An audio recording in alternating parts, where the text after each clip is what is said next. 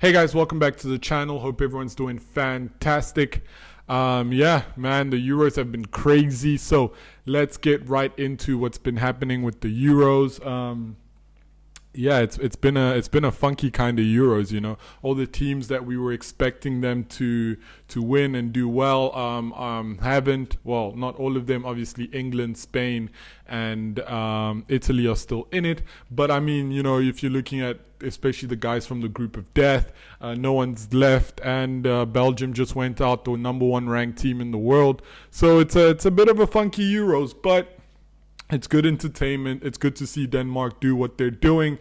Yeah, but before I get into all of that, guys, please don't forget to like, comment, subscribe. And yeah, we're just going to do a bit of Euro talk and then see how that goes.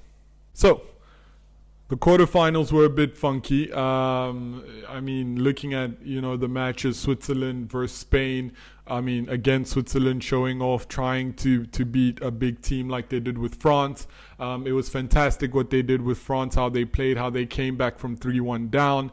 But then Spain, Spain got lucky, actually, I would say. Obviously, they were on the front foot, and there was, a lot of shots at Switzerland's goal. But there was some times where you thought to yourself, oh my goodness, the Swiss can do this again. Unfortunately, they didn't. At the end of the day, it went to penalties and Spain won it 3-1, and they move on to the next round. And then we move on to Belgium versus Italy. That was a very interesting game because I was expecting more of a spectacle, if that makes sense. I thought that Belgium was going to come in and be strong and show off their skills. Unfortunately, Eden Hazard is injured again. I don't know how many times people have said that around the world this season, but he's injured again, and it just came down to an injured De Bruyne and Lukaku, basically. Thorgan Hazard was nowhere to be seen. The rest of the team were meh. Witzel was okay. Tilleman was okay too. The defense, you can tell that the Belgium defense is aging. So it was just one of those games, and Italy just had the legs. They had the spirit. They had everything they needed to win that game, and Belgium tried to come back, but unfortunately, Italy made that game and won that one 2-1. Two proper stunning goals, especially the second goal from Italy was breathtaking. But this is football. What can you do? Hard luck to Belgium. It looks like the golden generation of Belgium is dying out, basically, and they're running out of time. That's what people said about the English team, and look where we are at now. So you never know.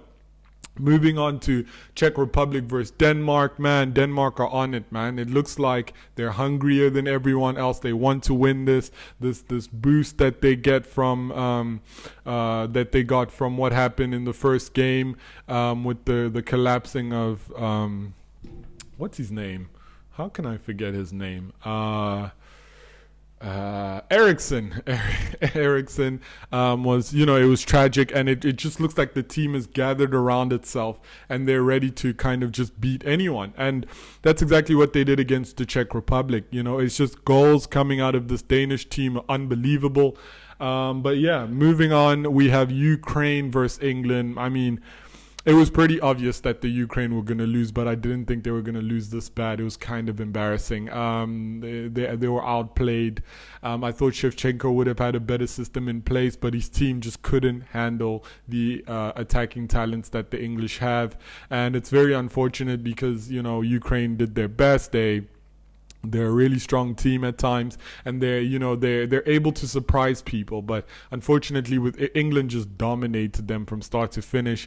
So yeah, it was just one of those games. So now moving on to my predictions of the semifinals, where we have Italy versus Spain and we have England versus Denmark. Obviously, the easier of the two would be England. I definitely think that the English can just make it through this one pretty easily.